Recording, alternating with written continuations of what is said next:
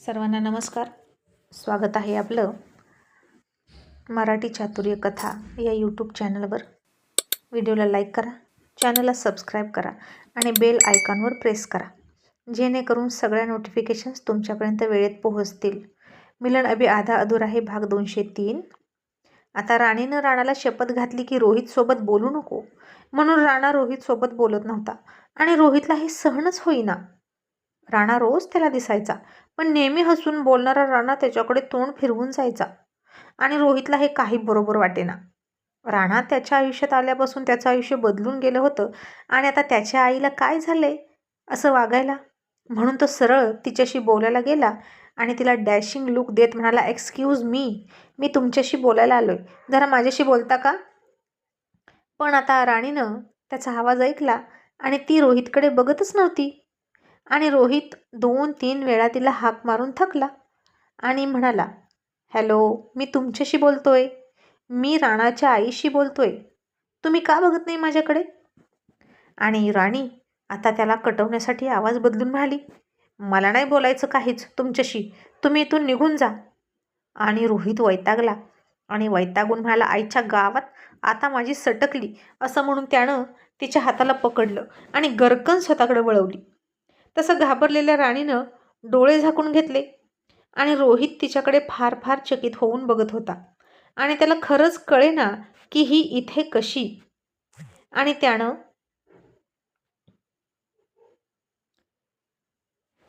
राणीच्या चेहऱ्याकडे एकटक बघायला सुरुवात केली आणि काही क्षण तो सुद्धा चाटच पडला.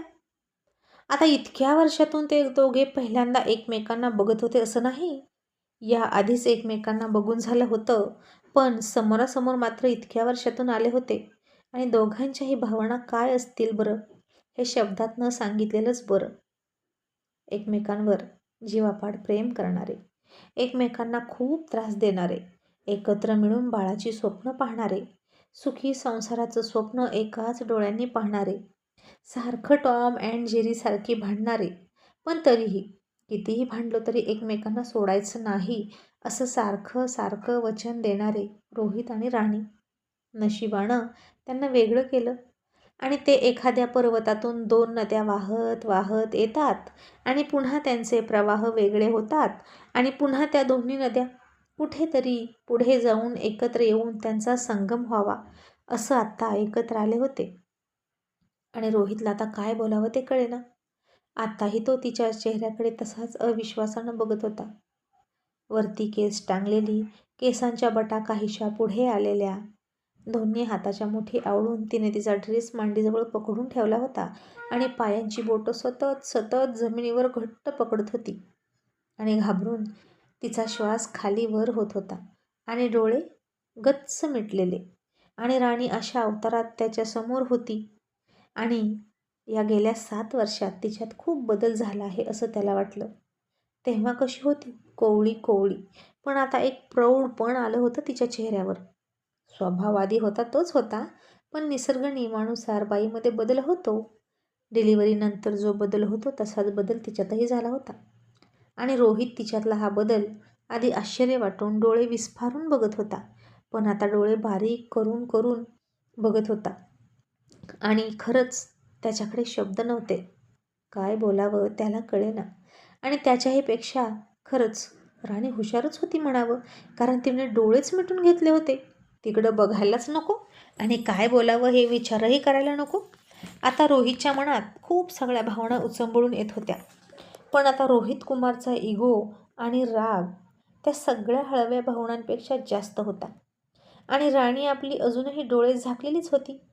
तिच्या मनात आता त्याच्याविषयी काहीच नव्हतं, फक्त आणि फक्त एकच विचार होता की याला कळता कामा नये की राणा त्याचा मुलगा आहे. आणि रोहितने तिला बघितलं आणि काहीच बोलला नाही, पण आता कुठून तरी बोलावं लागणारच होतं. आणि ही इथं आहे तरी कशी? ही राणाच्या आईची मैत्रीण वगैरे आहे का? कारण त्यानं राणाच्या आईला बघितलं होतं, ती दुसरीच होती. म्हणजेच अनुष्काला तो राणाची आई समजला होता तर. आणि ही इथे राहते की काय आमच्याच डोक्याच्या वर? नसेल, तसं काहीच नसेल, कारण जर ही इथे राहत असती तर मला दिसलं असतं कधीतरी. नक्कीच ती राणाच्या आईची मैत्रीण वगैरे असावी असं त्याला वाटलं. आणि त्या खोलीत आता असह्य होणारी शांतता पसरली होती. राणीला मात्र फार अवघडल्यासारखं झालं होतं. आत्ताचा हा एवढा क्षण पटकन स्किप व्हावा असं राणीला वाटायचं आणि रोहितने इथून निघून जावं. आणि रोहित तिच्याकडे बघायचं टाळून त्या असह्य अशा शांततेचा भंग करत म्हणाला, राणा, मला तुझ्या आईशी बोलायचं आहे. त्यांना बोलवतोस का? आणि आता मनातल्या मनातच राणीनं जीभ चावली आणि म्हणाली, अगं बाई, म्हणजे यांना अजूनही कळलं नाही का की मी राणाची आई आहे? चला, बरं झालं. पण नक्की हे रोहित कुमार राणाची आई कोणाला समजलेत? नक्कीच अनुष्काला समजलेत आणि तिलाच भांडून गेले. आणि पुन्हा रोहित राणीकडे बघायचं टाळून म्हणाला, राणा, तुझ्या आईला बोलवतोस ना? तसं राणीनं डोळे उघडले आणि पुन्हा त्याच्याकडे पाठ केली आणि अस्वस्थ अशी हाताची हालचाल करत म्हणाली, काय बोलायचंय? जे काही बोलायचं असेल ते माझ्याशी बोला. आणि मी काय म्हणते, बोलायचं कशाला? तुम्ही निघा बरं. आणि रोहित नाक फुगवून म्हणाला, मी तुला बोलतच नाही, मी राणाशी बोलतोय. राणा, तुझ्या आईला बोलव प्लीज, ती घरात आहे ना? मला त्यांच्याशी बोलायचं आहे. आणि आता राणीला वाटायचं की रोहितचा गैरसमज झाला तर होऊ द्या, पण आता नको. तिथं राणा पचकला. आता नको तिथं राणा पचकला आणि म्हणाला, अहो फ्रेंड, हीच माझी आई आहे, आणखीन कुणाला बोलवू? तुमच्या समोर तर आहे. तसं राणीनं तोंडवाकडं केलं मनातल्या मनात आणि म्हणाली, हा राणा पण ना एकदम बावळट आहे. कशाला सांगितलं की मी त्याची आई आहे? आता रोहित सरांना शंका येणार म्हणजे येणार. आणि अरे देवा, आता काय करू मी? आणि हे ऐकून रोहित आणखीन शॉक झाला आणि पुन्हा राणीकडे बघून विचार करायला लागला आणि मनात म्हणाला, बरोबर आहे. त्या दिवशी मनोजसोबत आणि राणीसोबत एक मुलगा होता. तो राणाच होता का? आणि राणा तिचा मुलगा आहे आणि मी राणावर प्रेम करतो. ओ माय गॉड, हे किती मोठं सत्य आहे आणि हे मला आत्ता कळत आहे. बापरे. आणि मी कळत नकळत हिच्याशी भांडत होतो का? आणि हिचीच तारीफ करत होतो का? आणि रोहितला तर आता स्वतःचंच काय करावं ते कळेना. एकीकडे तो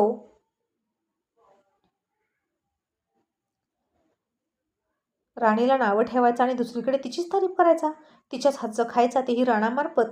आणि आता हे त्याला सगळं कळायला लागलं आणि हिच्या हातची चव ओळखीशी का वाटत होती तेही कळलं. आणि रोहित म्हणाला, राणा, म्हणजे मला खरं खरं सांग, हीच तुझी आई आहे का? आणि राणा म्हणाला, हो फ्रेंड, हीच माझी आई आहे आणि सगळं हीच करायची. आणि रोहित म्हणाला, मग तू यांच्याच हातचं जेवण मला आणत होता का? आणि राणा म्हणाला, हो फ्रेंड, हिच्याच हातचं जेवण आणत होतो. आणि तुम्ही रोज फर्माईश सांगायचा, आज कोणती भाजी हवी, आज काय खायचं, आणि मी सगळं, आणि हीच सगळं बनवून देत होती. आता राणीलाही इकडे वाटलं की अरे देवा, ही काय मुसीबत आहे. आणि तुझ्या मनात आहे तरी काय, हा माणूस रोज माझ्याकडे फरमाईश करायचा आणि मी राणाकडे याच्यासाठी डबे द्यायची का बनवून? काय रे देवा, यालाच म्हणायचं हात दाखवून अवलक्षण. जेवण खाऊन खाऊन माझ्या मुलाशी फ्रेंडशिप करून हा सर्व घरात घुसला. राणी मूर्ख कुठली, काय गरज होती तुला राणाला डबे द्यायची? आणि राणीनं पुन्हा डोळे झाकले तिच्याच बिनडोकपणावर. पण अजूनही राणीला हे माहीत नव्हतं की रोहित खाली राहतो. राणी आता सरळ डोळे झाकून सगळं ऐकत होती आणि आणखीन काय काय उलगडा करतोय हा बिनडोक राणा, कुणास ठाऊक असं तिला वाटायचं. राणीला अजून हे माहीत नव्हतं की रोहित तिच्या खाली राहतोय. आणि आता पुन्हा भयान शांतता पसरली आणि राणी राणाला त्या शांततेचा भंग करत म्हणाली, राणा, यांना जायला सांग आणि पुन्हा इथे येऊ नका म्हणावं. आणि राणी म्हणाला, आई, अगं फ्रेंड आहेत ते माझे, पहिल्यांदा आपल्या घरी आलेत, यांना मी कसं जा म्हणू? राणी म्हणाली, राणा, तुला सांगितलं ना, यांच्याशी फ्रेंडशिप करायची गरज नाही. आणि खबरदार, जर तू त्यांना बोललास तर ते तुझे कोणीही नाहीत आणि फ्रेंड वगैरे सगळं विसरून जा. तसा रोहित म्हणाला, काय कारण? नाही विसरून जायचं. कारण तरी काय? तू असं करू शकतच नाही. मला माहीत आहे तू असं का करतेस. आणि हे बघ, एक गोष्ट लक्षात ठेव, राणा आणि मी फ्रेंड आहोत आणि आमची फ्रेंडशिप तू तोडू शकत नाहीस, कारण त्याचा त्रास त्यालाही होतोय आणि मलाही होतोय. आणि राणी म्हणाली, मग मी काय करू? आता तुम्हाला त्याचा त्रास होतोय का? आणि राणा लहान, तो हळूहळू गोष्टी विसरून जाईल, फक्त तुम्ही त्याच्यापासून दूर व्हा. रोहित म्हणाला, पण का? आणि राणी म्हणाली, का म्हणजे? कोण लागतो? तो तुमचा आणि तुम्ही कोण लागता त्याचे? कोणीही नाही. तो माझा मुलगा आहे. त्यानं कोणाशी बोलायचं आणि कोणाशी नाही हे मी ठरवणार. तुम्ही गुपचूप इथून जा बरं. नाहीतर. आणि रोहित म्हणाला, नाहीतर काय? धमके कोणाला देतेस? हे बघ, या भाषेत माझ्याशी बोलायचं नाही. नाहीतर. आणि राणी त्याच्याकडे न बघता थोडा आवाज वाढवून म्हणाली, तुम्ही माझ्याच घरात येऊन मला अशी धमकी देऊ शकत नाही बरं का? नाहीतर मी काय करेन ते बघाच. आणि रोहितनं आता हाताची घडीच घातली आणि म्हणाला, पोकळ धमक्या मी देतच नाही. पोकळ धमक्या तर तू देतेस. आणि तू काय चीज आहे हे मला माहीत आहे. पण तो विषय मी आता इथं काढणारच नाही. खरं तर इतक्या वर्षातून तू मला दिसतेस म्हणूनच मला त्रास होतोय. माझ्या आयुष्यात पडलेलं एक वाईट स्वप्न म्हणून मी तुला विसरून गेलो होतो. पण तू पुन्हा मला का दिसली? राणीला आता फार वाईट वाटलं. आपण इतकी वर्षे त्यांची आठवण काढत काढत राणाला मोठा केला. राणाला त्यांच्यासारखा बनवला. बापाचा द्वेष करू नको असं सांगितलं. आणि हा असा बोलतोय का? रोहित सरांचा राग 7 वर्षानंतरही जसाच्या तसा आहे असं तिला वाटलं. आणि ती मनात म्हणाली, सर, तुम्ही तुम्हाला पडलेलं एक वाईट स्वप्न म्हणून विसरण्याचा प्रयत्न करा. पण मी मात्र मला पडलेलं एक सुंदर स्वप्न म्हणून कायम जपून ठेवलं आणि जपून ठेवत राहील. तिचे डोळे आता पाण्यानं भरले होते, तरीही आता आलेल्या या संकटाला धैर्यानं ती त्याला आता सामोर जात होती. कारण आता राणी कमजोर पडली तर रोहित समोर सगळं सत्य उघड होईल. आणि राणी म्हणाली, हे पहा, तुम्ही इथे आमदार आहात म्हणून रुबाब करायचा नाही. आणि रोहित रागात म्हणाला, रुबाब नाही करत मी. आणि कळत नकळत त्याचा आवाजच वाढायचा बोलताना, कारण रोहितचं बोलणंच तसं होतं, खूप खूप डॅशिंग. आणि ती म्हणाली, मग ही काय बोलण्याची पद्धत झाली का तुमची एका अनोळखी बाईशी? आणि रोहित फार फार वेदना होऊन म्हणाला, बरोबर आहे, अनोळखीच आहे तू माझ्यासाठी. तू सगळं विसरलीस आणि पुढं गेलीस. मी मात्र मूर्खासारखा तेच तेच सगळं जपत राहिलो. आहे तू माझ्यासाठी अनोळखी, पण मी त्या अनोळखी बाईसोबत फक्त आणि फक्त राणासाठी बोलायला आलोय.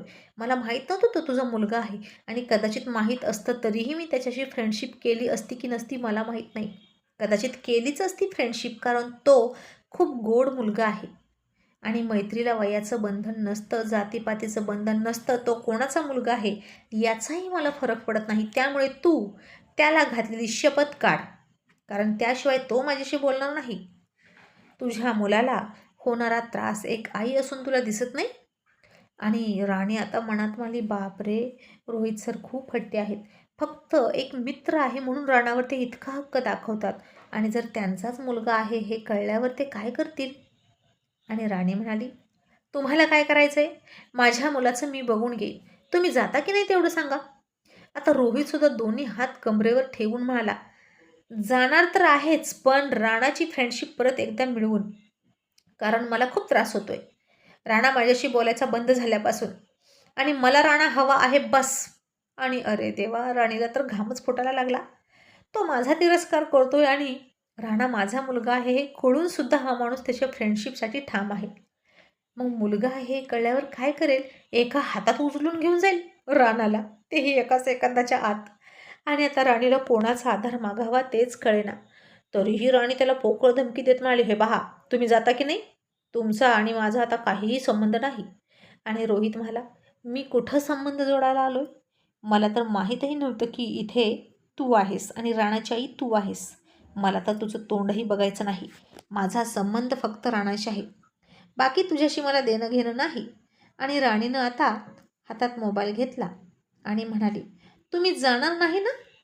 तुम्ही असे ऐकणार नाही. मी पोलिसांना फोन करीन. आणि रोहित थोडासा उपरोधिकपणे हसला आणि तिची ती धमकी मच्छरसारखी झटकून म्हणाला, कर कर, खुशाल पोलिसांना फोन कर. मी बघतोच इथे कोणता पोलीस येतोय. आणि राणीला वाटलं की आता याच्यावर पोलिसांचा सुद्धा फरक पडेना, कारण तो आमदार होता ना. आणि राणीला वाटलं की आता एका आमदाराला टेशन देण्यासाठी दुसरा आमदार चांगला आहे की, नाहीतर त्याला नुसतं इतके दिवस आयतं खाऊ पिऊ घालून काय उपयोग? आणि राणी म्हणाली, राणा, जा त्या खालच्यांना बोलवून घेऊन ये. नाहीतर त्यांना इतके दिवस जेवण घातलं त्याचा फायदा तरी काय? जा त्यांना बोलवून आण. राणा आता कन्फ्यूज झाला. आता कुणाला बोलवून आणायचं? तो तर रोहितच होता ना. आणि रोहित राणाला खमकी आवाजात म्हणाला, राणा, तू कुठेही जाऊ नकोस, तू इथेच थांब.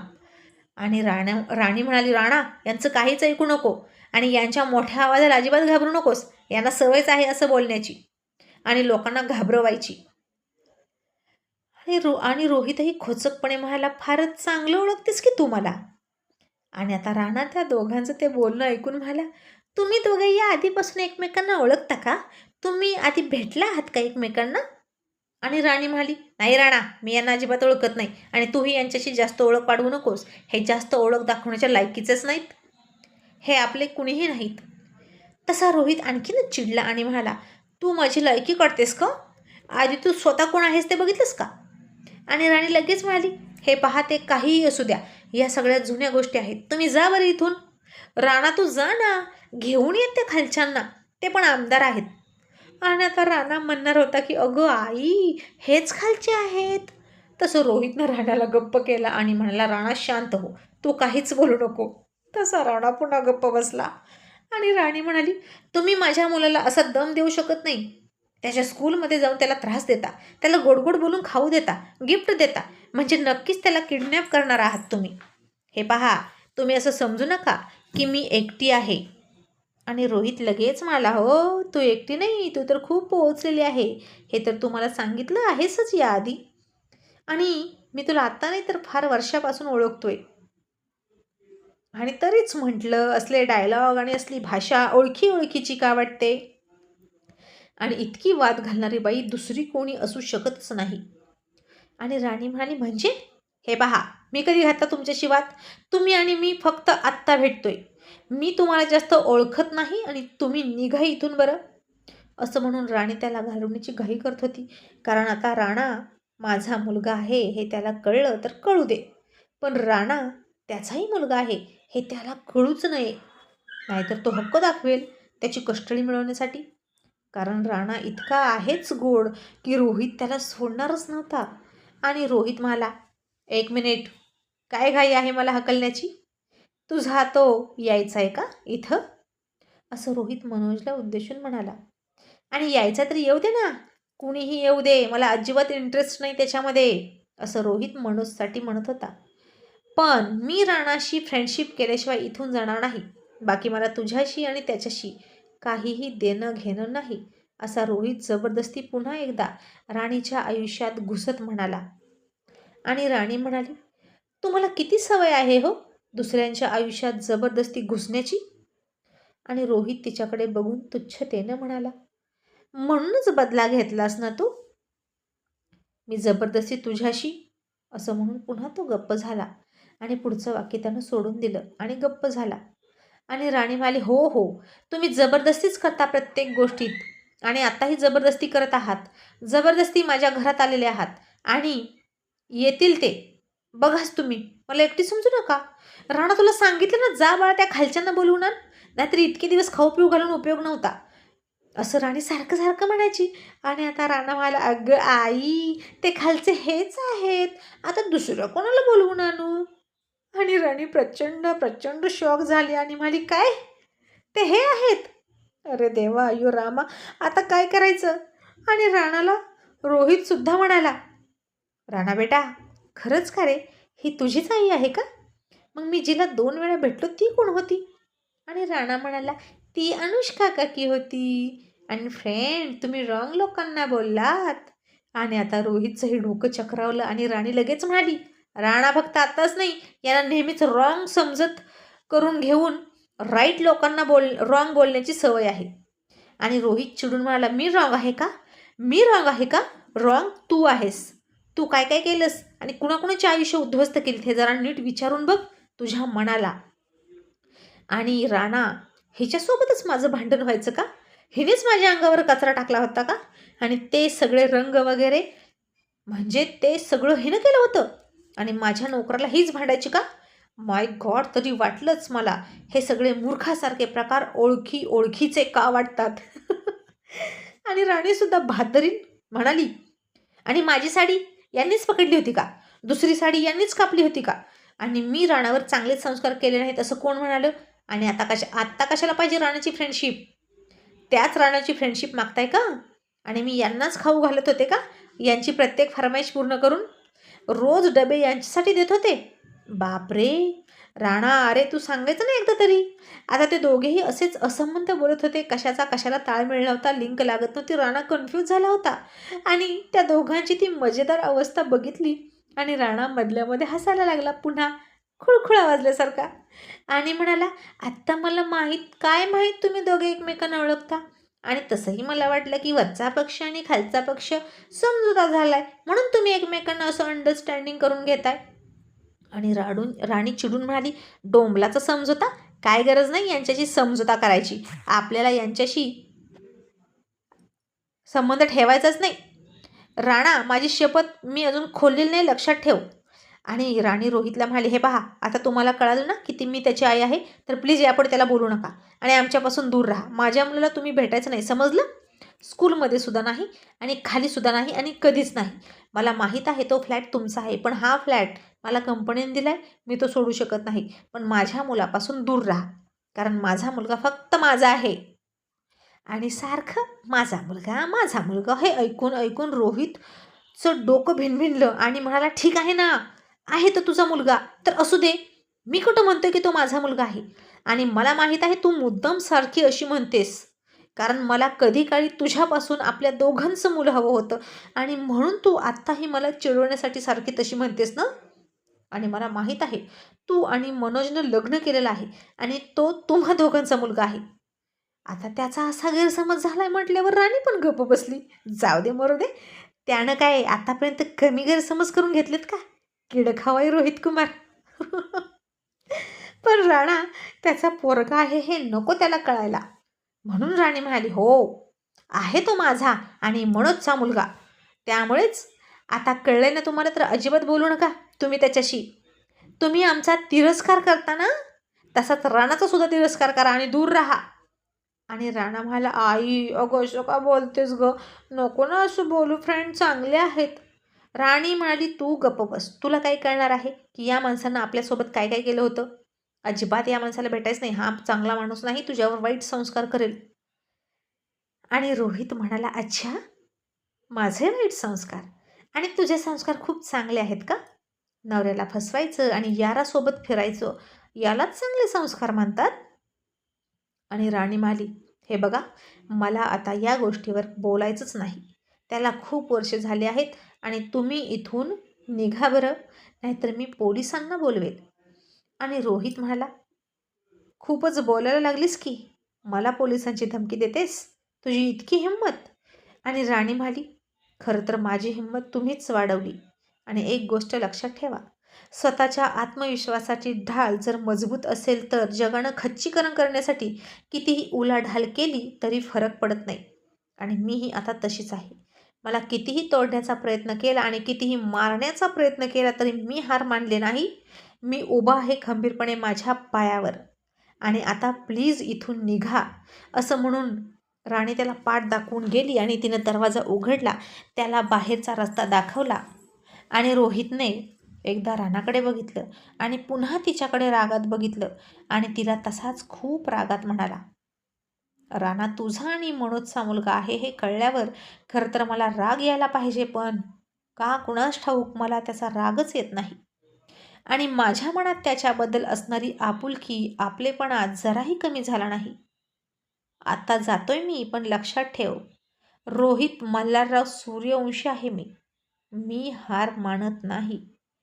तू तुझा संसार कर गुण्यागोविंदाने, माझ्या तुला शुभेच्छा, पण माझी आणि राणाची फ्रेंडशिप तू नाही तोडू शकत. तुझा नवरा, ओ सॉरी.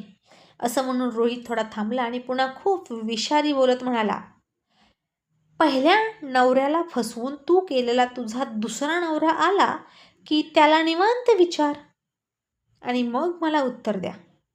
राणा बेटा, मी तुझी खाली वाट बघतोय. असं म्हणून रोहित निघून गेला आणि राणीनं दरवाजा लावला आणि राणाला घाबरून जवळ घेतलं आणि रडायला लागली. आणि छोटा राणा म्हणाला, आई, ते असं का म्हणाले की तुझा नवरा आल्यानंतर? कोण आहे तुझा नवरा?